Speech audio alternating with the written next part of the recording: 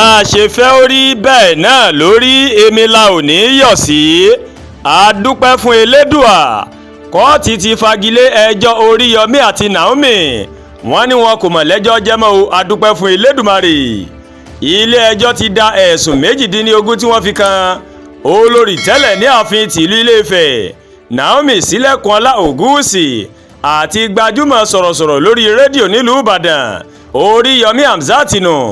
bákan náà ni kóòtù ó mọ̀ fagilé ẹjọ́ tí ọ̀gá ilé ẹ̀kọ́ Islamic High School tó wà ní Basọ̀run ìyẹn Fàṣásí Abdullahi náà tó máa ń jẹ́ pẹ̀lú wọn dànù o. adájọ́ àgbà Ládìran Akíntọ́lá o ti ilé ẹjọ́ gíga ìpínlẹ̀ Ọ̀yọ́ ó mọ̀ ló mọ̀ wọ́gilé àwọn ẹ̀sùn náà níbi ìgbẹ́jọ́ tó máa wáyé ní ọjọ́bọ̀ Thursday 20 oṣù kẹta ọdún 2025.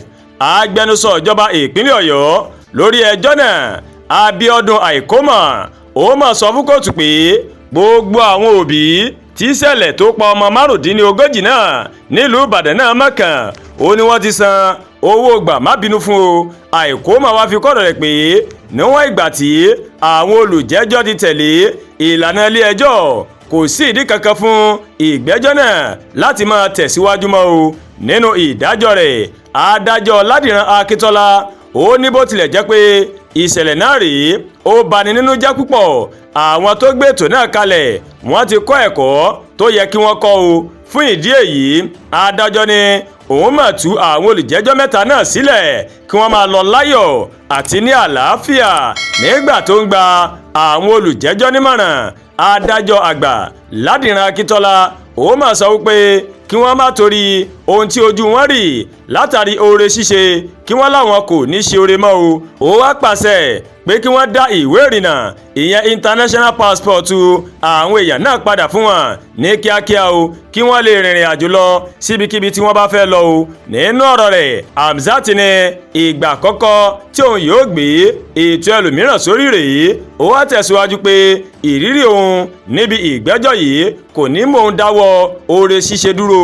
Oríyọmí sọ pé gbogbo ètò tí òun yóò bá máa kópa nínú rẹ̀ báyìí ó gbọ́dọ̀ ní ìpalẹ̀mọ́ tó múnádóko láti lè dẹ́kun irú ìṣẹ̀lẹ̀ tó bani nínú jẹ́ yìí.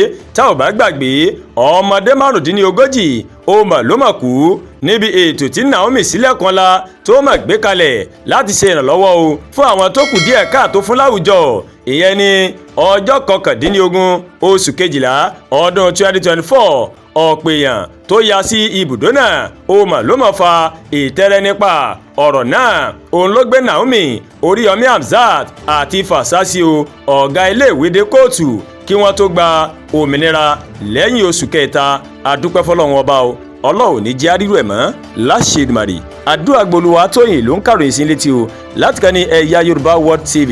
bẹ́ẹ̀ ṣé wò wá ẹ máa bá wa like ẹ máa share ẹ máa comment ẹ má tún wá gbàgbé láti bá wa subscribe sórí YouTube channel wa o kẹ́ wá bá a tẹ notification bell láti lè máa màwé ètò alọ́kòójọ̀kan tó bá rí ti gorí ìkànnì yìí. a kú ojúmọ́ ire o a kú ojúmọ́ ayọ̀ àánú ọlọ́run ọba rèé kò ní ṣe tẹ́nìkọ̀ọ̀kan wá ti o.